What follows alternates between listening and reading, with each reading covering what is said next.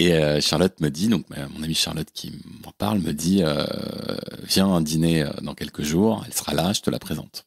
Et donc je vais à ce dîner. Anne-Sophie n'est pas encore là. On dîne ensemble. Ils savent pourquoi je suis là. On passe un super dîner. Je rencontre 2 personnes géniales que je connaissais pas. Et Anne-Sophie ne vient pas. Même pas, elle annule, juste elle ne vient pas. Elle ne vient pas. Bon. Et là ils me disent mais c'est pas grave, t'inquiète. Il y a un autre dîner la semaine prochaine. Viens, elle sera là. Et donc je vais à ce 2e dîner, il y a des amis supplémentaires d'Anne-Sophie qui sont là, que je rencontre, qui savent pourquoi je suis là. On passe un super dîner et Anne-Sophie ne vient pas.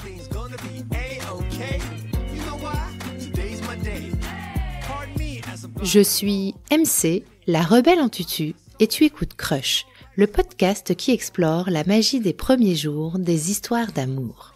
Tous les mardis, je fais la révolution en recevant à mon micro un ou une invitée qui me raconte à cœur ouvert la rencontre qui a un jour bouleversé sa vie. Si tu veux découvrir l'actu et les coulisses du podcast, rendez-vous sur Instagram sur le compte @crush_le podcast. Il y a 10 ans, Julien a 34 ans, c'est un grand romantique dans l'âme. Il attend avec fébrilité la grande histoire d'amour. Cette rencontre extraordinaire qui fera chavirer son destin, celle qui le fait tant rêver dans les comédies romantiques qu'il dévore à l'envi. Un jour, une amie lui parle d'une jeune femme qui, sur le papier, semble être une sorte d'âme sœur. Julien commence alors à fantasmer la fille de ses rêves, celle qui pourrait conquérir son cœur, et attend avec impatience le jour de la rencontre. De rendez-vous manqué en rendez-vous manqué, Julien va avoir le temps de tout imaginer. Bienvenue dans ce nouvel épisode de Crush, le date sans fin.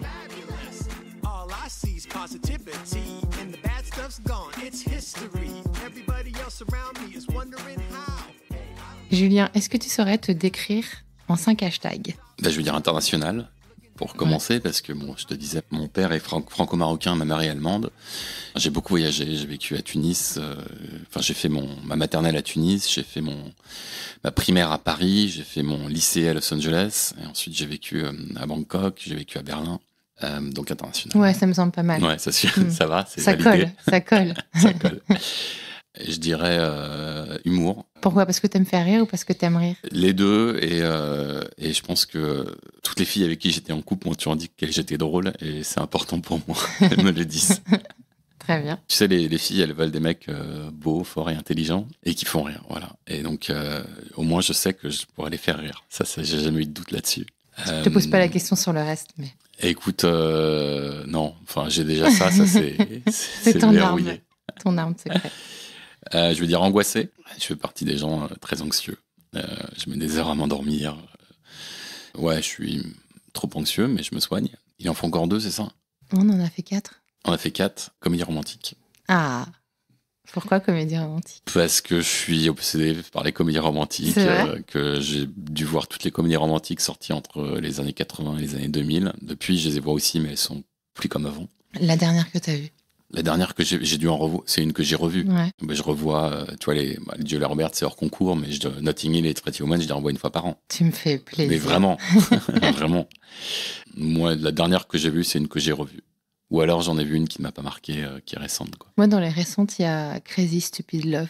Ah mais non, mais ça c'est super, mais c'est sorti il y a 15 ans. Ouais, bah voilà, récent, quoi. C'est récent. Ouais, elle est super. Mais non, clairement, Notting Hill et Pretty Woman sont hors concours pour moi. Très, très, très, très au-dessus des autres. Est-ce que pour toi, il y a une catégorie comédie romantique de Noël ? Les gens regardent beaucoup Love Actually à Noël, parce que ça se passe à Noël. Ouais. Et j'aime beaucoup Love Actually. Enfin, personne ne peut pas ne pas aimer Love Actually, mais le truc, c'est que c'est tellement trop formaté pour que tout le monde aime que j'arrive pas à la placer dans mon top 5. Ok. The Holiday, par exemple, beaucoup plus, qui est dans mon top 5. The Holiday. Attends, tu vas devoir me donner ton top 5. Alors, je te disais, je peux pas mettre Notting Hill et Pretty Woman dans un top parce qu'elles sont au-dessus. Tellement au-dessus. On pourra jamais faire mieux, je pense. Donc, dans ma top 5, dans le désordre, The Holiday, dont on vient de parler, il y a 7 ans de séduction, qui s'appelle A Lot Like Love en anglais, que les gens ont moins vu et que j'adore. Oh, punaise, je note. Que j'adore. C'est Ashton Kutcher et cette fille dont j'oublie toujours le nom. C'est génial, 7 ans de séduction. Ok, c'est un couple qui, sur 7 ans, en fait, se croise, se décroise, etc. Et qui, à la fin, évidemment, se rend compte qu'ils étaient amoureux depuis le départ. Non. Non, incroyable. Donc celle-là, je l'adore. Bon, 4 mariages et un enterrement, évidemment, un classique intemporel. T'es obligé de le citer. C'est ça la dernière comédie romantique que j'ai vue d'ailleurs. J'ai revu 4 mariages et un enterrement il y a quelques semaines. Et ça tient vraiment bien. Ben moi, j'ajouterais bien un Ghost. C'est pas vraiment une comédie romantique. Non ? C'est plus un drame romantique. Ouais, c'est vrai, t'as raison. Ah si, How to Lose a Guy in 10 Days. Comment larguer un mec en 10 leçons. Je connais pas non plus. C'est génialissime. C'est Matthew McConaughey. Ouais. Et comment elle s'appelle la fille de Goldie Hawn, la blonde, qui est la meuf du mec de Muse. C'est un publicitaire.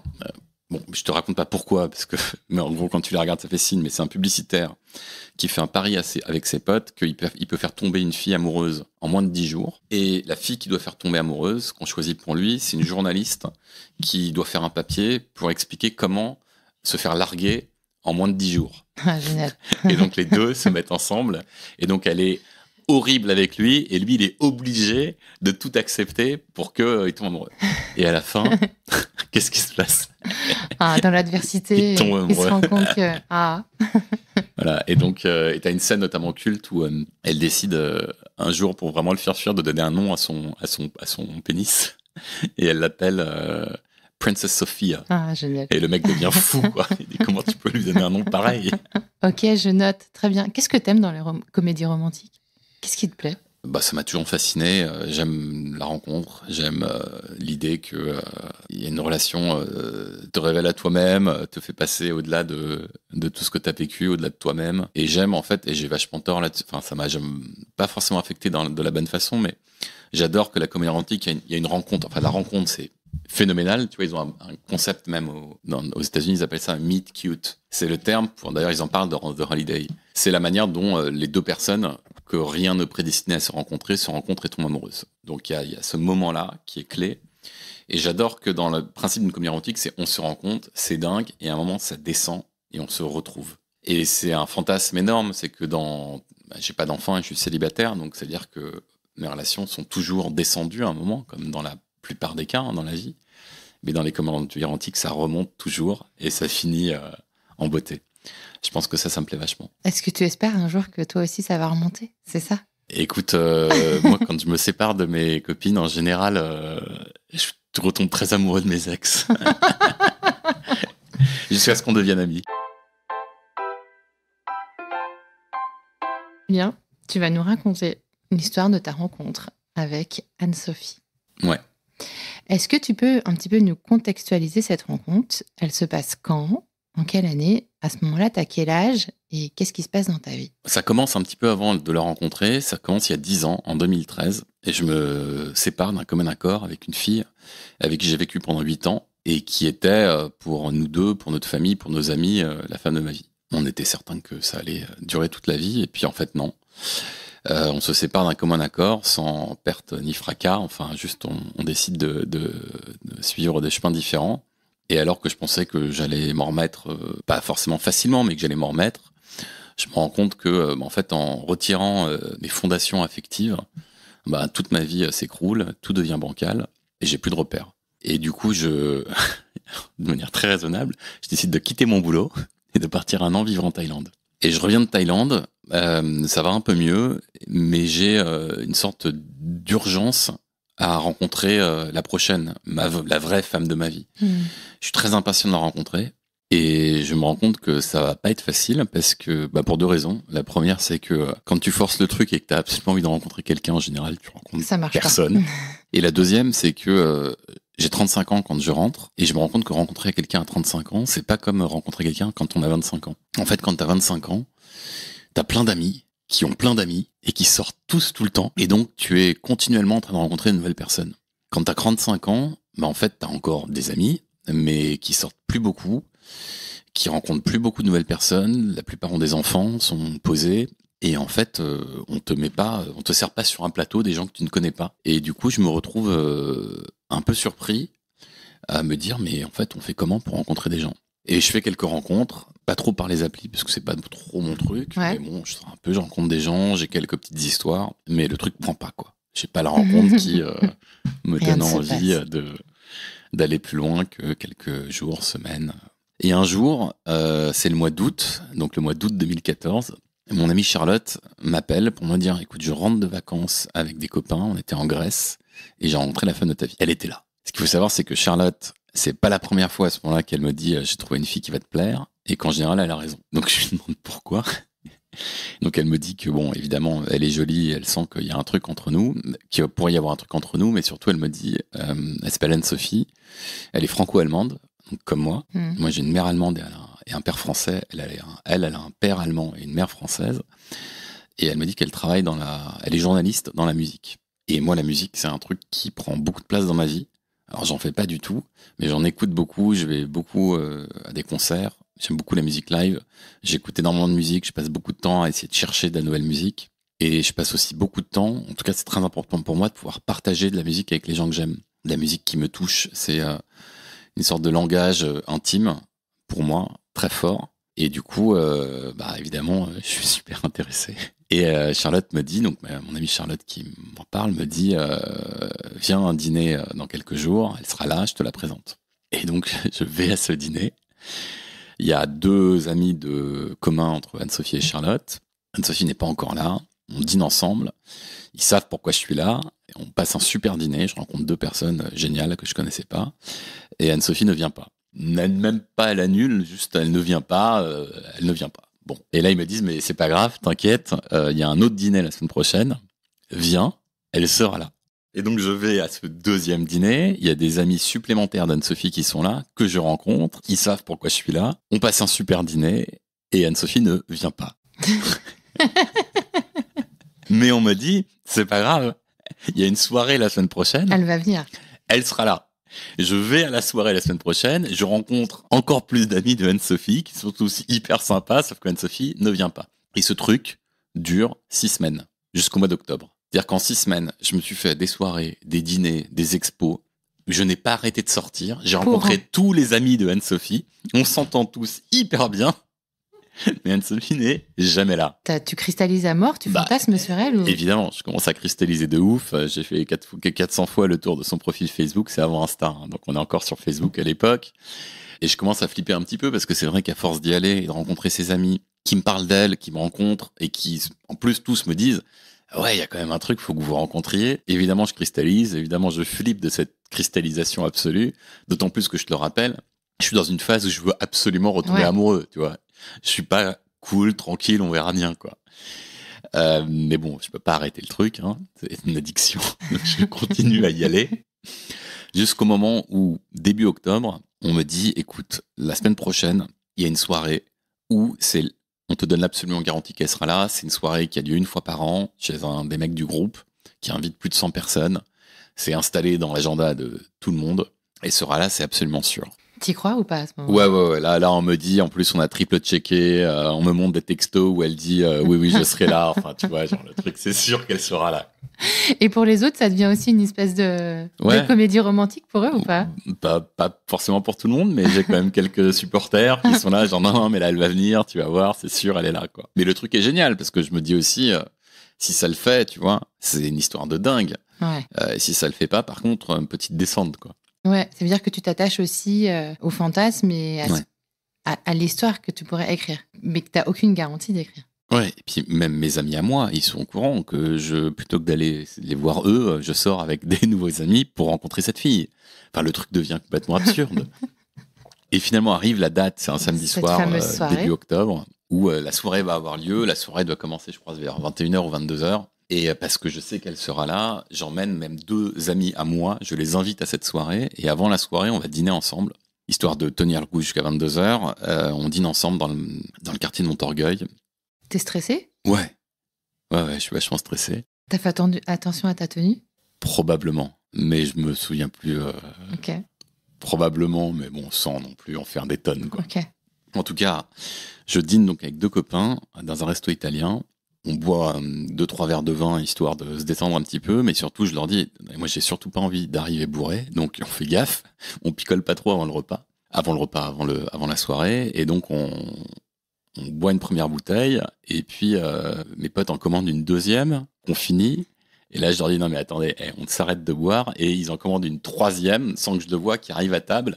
Là je vois la troisième bouteille arriver, je la prends, je fais non c'est fini, on boit plus, je prends la bouteille et je la donne à la table à côté, tu vois, toute pleine. Je la donne, il y a 2 filles qui dînaient à côté. Je leur donne la bouteille en leur disant, excusez-moi, mais prenez la bouteille, je dois rencontrer la femme de ma vie, je peux pas être bourré. Je suis stressé à ce point, quoi, tu vois. En tout cas, pas stressé, mais concentré, tu vois. Ouais, je suis concentré.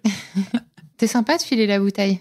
C'est hyper généreux. Ouais, mais surtout, enfin, j'aimais bien ce geste un peu absurde, tu vois, mais non, j'avais l'impression que je mettais toutes les chances de mon côté. Enfin, tu connais peut-être ça, quand les soirées commencent tard. Et bon, bref, on arrive à la soirée, et il y a une centaine de personnes, et Anne-Sophie n'est pas là. Mais on me dit tout de suite, elle arrive, elle a confirmé, elle sera là d'ici une demi-heure ou je sais pas quoi, elle vient, t'inquiète.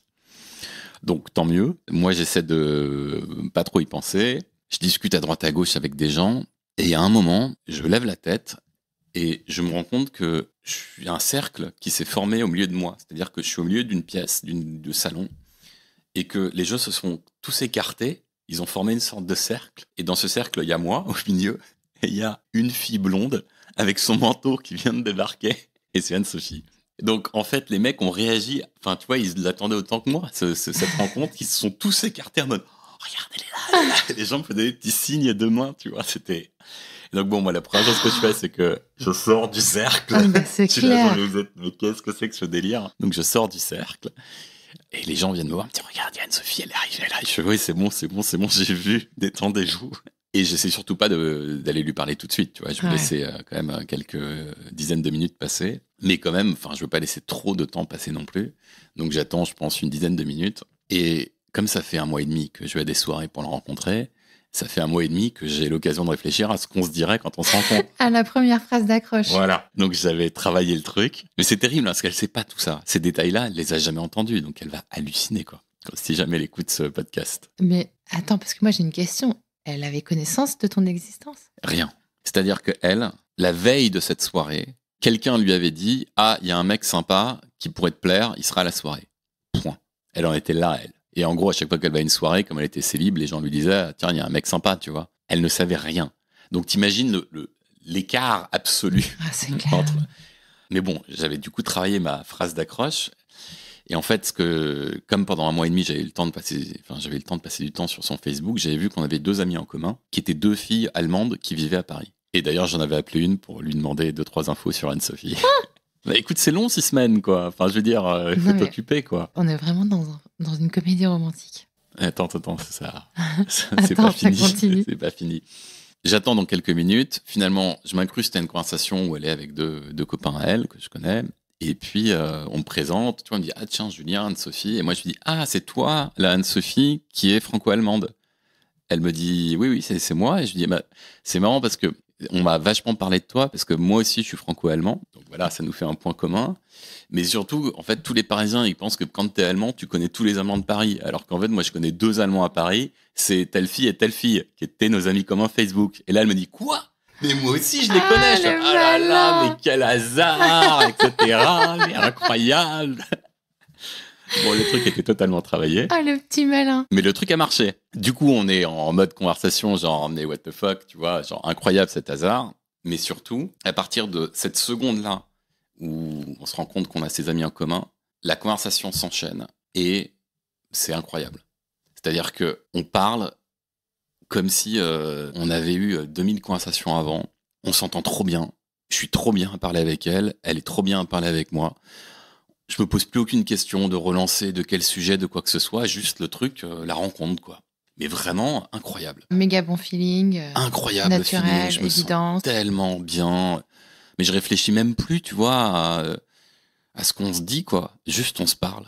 On se parle et on est trop content de se retrouver, en fait. C'est un peu ça le sentiment. Ouais. T'as pas vu quelqu'un pendant 10 ans qui était ton meilleur pote et tu repars sur les mêmes bases, quoi. Et on enchaîne comme ça pendant un quart d'heure, 20 minutes à parler et on se retrouve. Mais je sais pas comment. Je sais même pas si c'est crédible. On se retrouve, au bout de 20 minutes de conversation, à se faire écouter de la musique avec un casque à réducteur de bruit au milieu de la soirée. Parce qu'on a dû parler d'un artiste ou d'un truc qu'on aime et on se fait écouter un truc. Et donc là, on est comme dans la boum. Tu sais, la scène où tout le monde danse et le mec lui met le casque avec Reality. Ouais. Mais on est là-dedans, quoi. Et on est au milieu du salon. C'est-à-dire qu'on n'est même pas isolé sur un canapé. Non, on est au milieu du salon.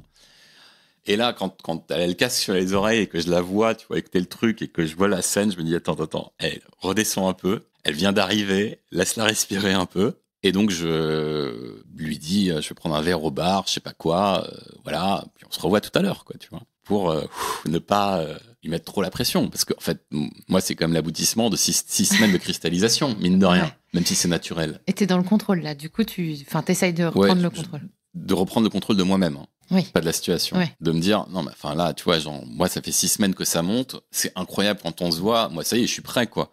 Elle a débarqué à une soirée il y a 10 minutes. Elle a rien demandé. Il y a un mec qui lui met un casque sur l'oreille. Bon, peut-être qu'elle passe un bon moment avec lui, mais bon, enfin, tu vois, genre, sa soirée, c'était pas pour me rencontrer. Ouais. Elle est pas là pour ça. Ouais. Donc, j'essaie de prendre un peu de recul. Je fais ma vie pendant un quart d'heure, 20 minutes. Il y a du monde, hein, donc on se croise pas forcément tout de suite. Et puis, au bout d'un petit moment, on se recroise par hasard dans la soirée. Et là, je crois qu'on s'embrasse tout de suite. Je sais plus, mais je crois qu'on se regarde. Et je crois que même que je lui dis, mais c'est maintenant qu'on s'embrasse, et qu'elle me dit oui, un truc comme ça, tu vois. Mais tout de suite, quoi. En fait, elle a vraiment eu un truc, quoi. Putain, je vois la scène. Ouais, non, mais. Tu arrives d'un côté, elle arrive de l'autre, et tu lui dis, vous vous croisez, vos regards s'attrapent. Vous croisez, tu lui dis, c'est maintenant qu'on s'embrasse. Elle te répond. Mais parce que c'était évident, quoi. Et en fait, elle m'avait cherché aussi. Après, elle m'a dit, elle se baladait pas n'importe où. Elle voulait savoir où j'étais passé. Elle voulait me retrouver, quoi. Et le truc est dingue. Pour moi, le truc est dingue, quoi. Et en plus, on s'embrasse bien. Et là, on s'embrasse. J'ai l'impression, jusqu'à la fin de la soirée, on est au milieu du salon à s'embrasser pendant que les gens passent leur soirée, quoi. Ouais. Mais comme des ados, quoi. Ouais. Enfin, c'est un truc que tu fais quand t'as 13-14 ans, tu vois. Après, c'est terminé, quoi. Tu t'embrasses, après, tu bois des coups et tout, et après, tu pars avec la fille, quoi. Tu restes pas au milieu du salon devant tes potes à emballer la nana. Et à la fin de la soirée, on part et on rentre pas ensemble. En plus, on s'en parle, c'est-à-dire que je suis pas vraiment un mec qui a des coups d'un soir. Et puis surtout, quand elle me plaît, j'ai pas envie de la ramener alors qu'on a picolé, qu'il est 4 heures du mat. J'ai envie qu'on se revoie et qu'on se revoie, quoi. Je lui dis, est-ce que ça te dérange si on rentre pas ensemble? Et elle me dit, non, mais attends, de toute façon, on rentre pas ensemble, quoi. Et moi, je suis trop content. Je me dis, putain, c'est exactement ce que je voulais comme réponse. Je prends un taxi, et dans le taxi, elle m'envoie une chanson. Enfin, tu peux pas faire mieux pour moi que m'envoyer une chanson qui te touche pour marquer ta présence ou ton plaisir d'avoir partagé un moment avec moi. Donc là, je suis là, genre, putain, je suis mal barré. Ça va être difficile de pas tomber amoureux tout de suite. Mais bon, je suis quand même très content de ma soirée. Je rentre chez moi, évidemment, je pense à elle, et j'attends 2-3 jours avant de la relancer pour prendre un verre. Consciemment? Ou t'avais envie de laisser... Non, j'avais envie de laisser passer un peu de temps, que ça redescende aussi, et de pas la brusquer, quoi. Et on se revoit donc quelques jours après, et on dîne ensemble, et on dîne dans un resto italien, et je crois que, mais au milieu du repas, en fait, on s'entend trop bien, on commence à s'embrasser, et en fait, je crois qu'on s'embrasse, mais on finit même pas les plats, on s'embrasse, mais comme des ados, mais vraiment, pendant des heures. En fait, on s'embrasse jusqu'au moment où on me tape l'épaule, et c'est le serveur du restaurant qui nous dit, il va falloir partir maintenant. Et en fait, la salle s'est vidée, ils ont rangé le restaurant, ils ont remis les tables, tu vois, sur les chaises. Le truc va fermer, quoi. Et on n'a pas vu. On sort du resto, il pleut des cordes, mais des cordes de ouf, c'est l'orage. Ça, c'est un de McDowell et Hugh Grant dans... Mais c'est un truc de toutes les comédies romantiques. Il commence à pleuvoir quand les mecs vont s'embrasser. Mais c'est pas possible. On sort du truc, on n'a pas de parapluie, évidemment.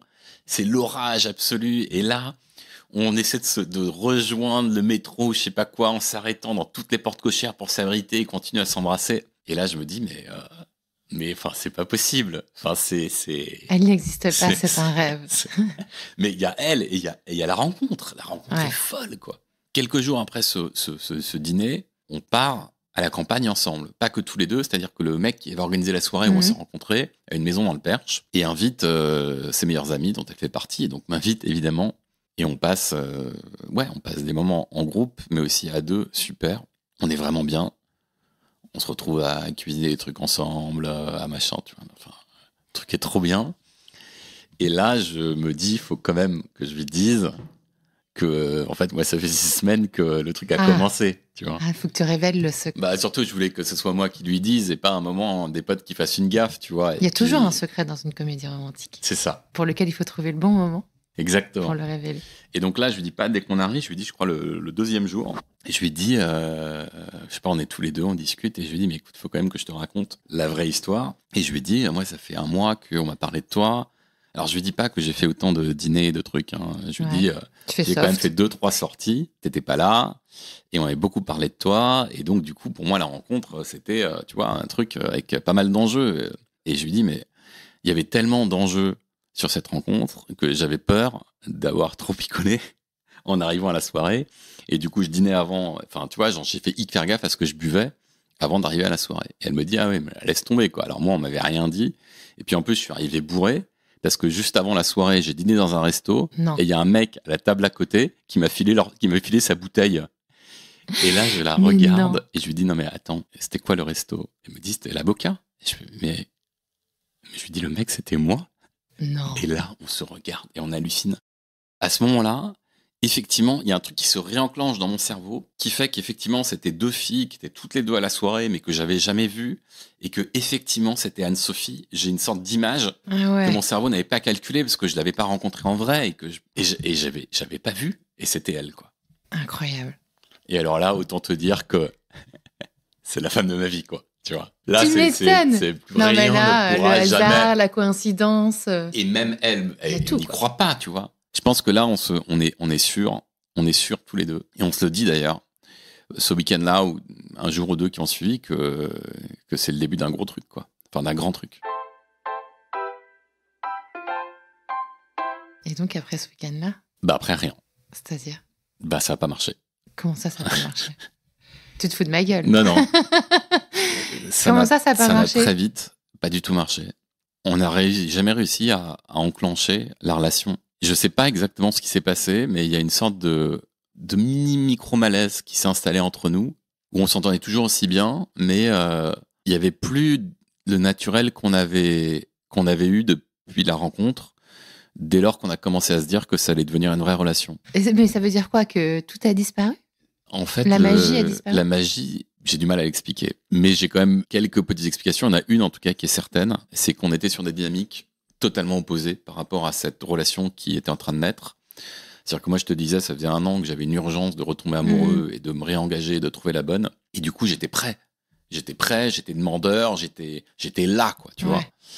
Et elle sortait juste d'une relation compliquée et elle voulait au contraire y aller tout doucement, pas à pas, ne pas s'emballer, ne pas s'enflammer. Et je pense que cette opposition de rythme a fait que on était complètement désynchronisés.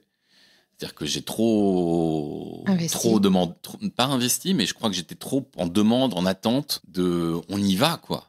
On brûle les étapes, tu vois. Alors que elle, au contraire, était en train de mettre des micro-étapes dans les étapes pour y aller sur la pointe des pieds. Et ça crée un décalage. Avec le recul, on peut se dire, c'est évident, j'aurais pu y aller plus doucement, ou on aurait peut-être pu gérer le truc, mais en fait, quand t'es dedans, quoi. Et ce décalage, il a pourri le truc, quoi. Il nous a empêchés, en fait, d'enclencher, quoi. Est-ce que tu crois que si vous vous étiez rencontrés à un autre moment, ça aurait été différent?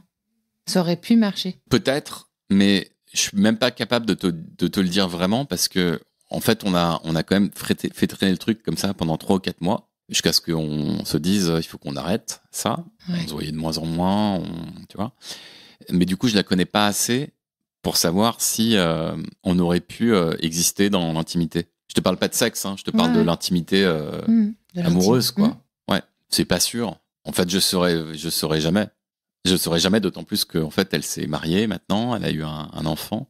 Et alors, quand même, une fois qu'on s'est séparés, on est resté en contact. Et on a continué à se voir régulièrement, à dîner ensemble, à faire des concerts. Et ça marchait tellement bien. En fait, on est hyper compatibles, en fait. Mais on l'a pas été à ce moment-là, et on n'est peut-être pas du tout en amoureux. Et donc, elle s'est mariée quelques années plus tard, et là, on a arrêté de se voir, du coup, parce que bon, elle a eu son fils, elle a eu, tu vois, tu fais un peu plus de place dans ta vie quand, voilà. Et on s'est revus il y a 1 semaine. À l'anniversaire de la fille qui m'avait parlé d'elle la première fois. Charlotte, voilà. Et on s'est revus à cet anniversaire-là, et on a repris nos conversations comme si elles s'étaient jamais arrêtées. Incroyable. En fait, c'est fou ce qu'on s'entend bien. Et du coup, j'ai pu lui demander si elle était d'accord que je raconte cette histoire, parce qu'elle ne m'appartient pas qu'à moi. Bien sûr, ouais. Et elle m'a dit, oui, évidemment. Sans savoir tous les détails que j'allais y mettre, elle va en découvrir pas mal. Mais je crois qu'il y a des gens juste avec qui t'es fait pour être pote, quoi.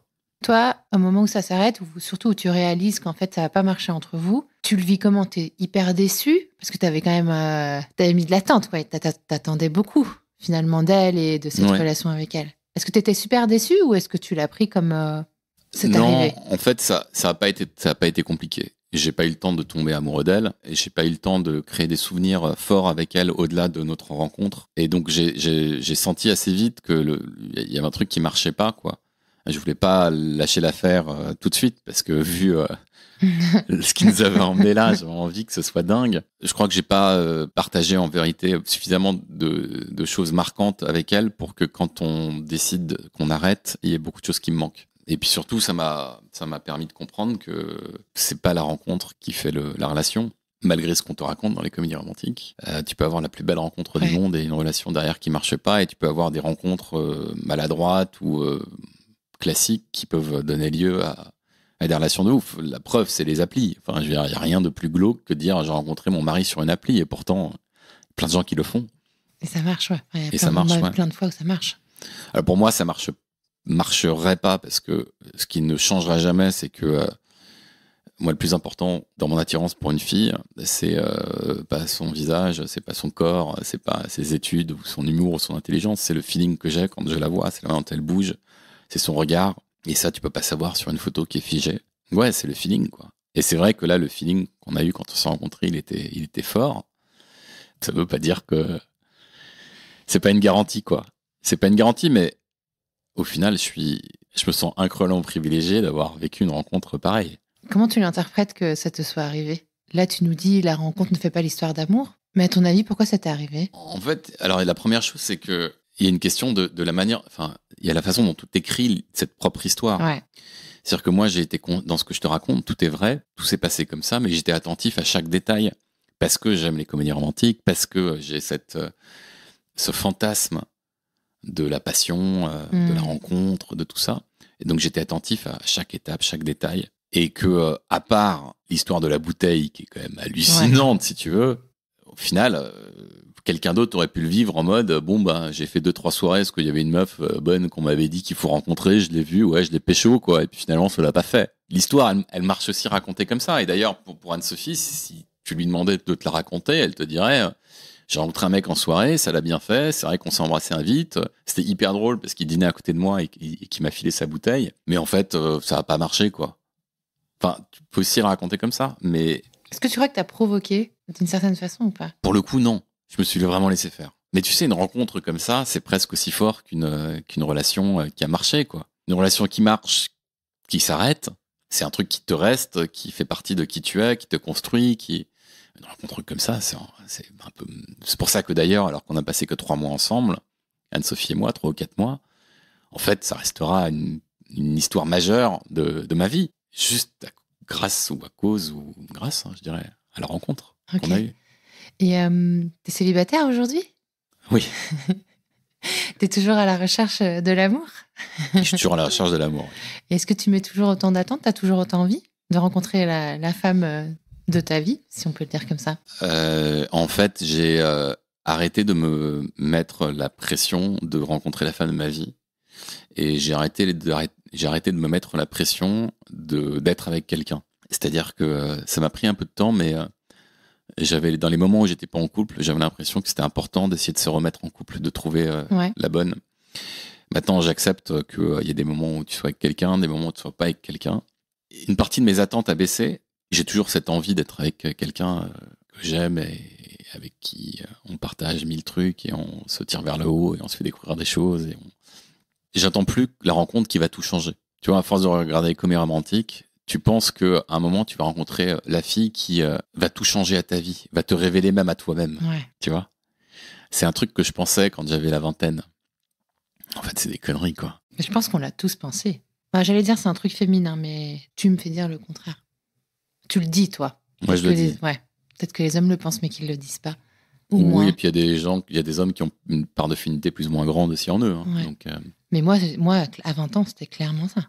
C'était ça, ma quête, elle était là, dans ma vie sentimentale, ouais, c'est sûr. Dans ma vie même, tout court. Ouais, mais c'est même la raison principale pour laquelle je me suis séparé de cette fille avec qui j'ai vécu 8 ans, avec qui ça se passait plutôt bien, quoi. C'est que J'avais l'impression on a tous les deux eu le sentiment qu'on avait des choses plus grandes que nous-mêmes à vivre et qu'on pouvait pas laisser vivre ces choses-là ensemble. Okay. Alors que ce qu'on vivait ensemble, c'était super. C'est ce que des gens cherchent toute une vie, quoi. On s'entendait hyper bien, on était très proches, nos familles s'adoraient. On avait vécu les années entre la vingtaine et la trentaine ensemble, les années des premières fois, des premiers voyages, des premiers boulots, des premiers apparts, Mais j'avais l'impression qu'il manquait un truc qui, en fait, que tu dois chercher en toi-même. Et alors, du coup, ma dernière question n'a absolument rien à voir avec celle de d'habitude. Si des auditrices nous écoutent et qu'elles veulent ton numéro de téléphone, je leur file ou pas? Bien sûr. Crush, non, écoute, agence de rencontre. Tu m'en parles avant. Tu m'emmènes à 4-5 dîners où elles sont censées être là.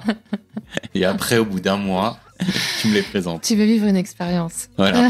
Tu veux acheter une expérience. C'est ça.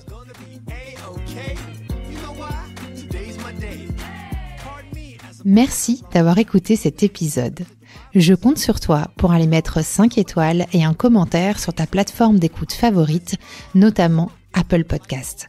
Ça prend littéralement 30 secondes et c'est crucial pour soutenir mon travail complètement indépendant. Si tu veux venir à mon micro, tu peux m'écrire sur crush.lepodcast@gmail.com et si tu veux me soutenir financièrement, clique sur le lien Patreon dans le descriptif de cet épisode.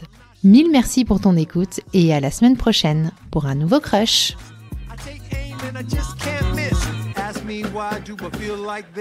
What can I say? Today's my day.